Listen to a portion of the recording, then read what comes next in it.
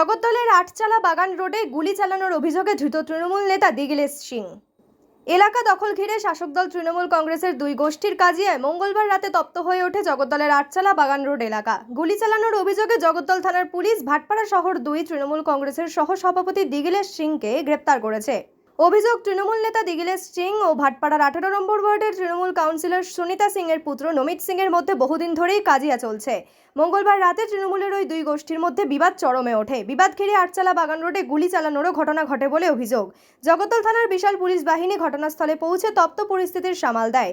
বুধবার বেলায় থানা থেকে আদালতে নিয়ে যাওয়ার সময় ধৃত তৃণমূল নেতা দিগিলেশ সিং দাবি করেন তিনি গুলি চালায়নি, তাকে ফাঁসানো হয়েছে। আর এলাকার অপরাধীরাই তাকে ফাঁসিয়েছে, কারণ তিনি অপরাধ বরদাস্ত করতেন না। তাকে ফাঁসাতে পারলেই অপরাধীদের দৌরাত্ম্য চাঙ্গা থাকবে বলে দাবি করলেন ধৃত তৃণমূল নেতা।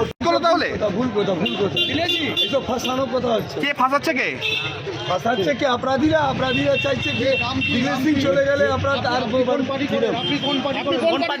তৃণমূল কংগ্রেসের আমি ভাইস প্রেসিডেন্ট আছি, আপনারা জানেন না? প্রাক্তন না প্রেজেন্ট?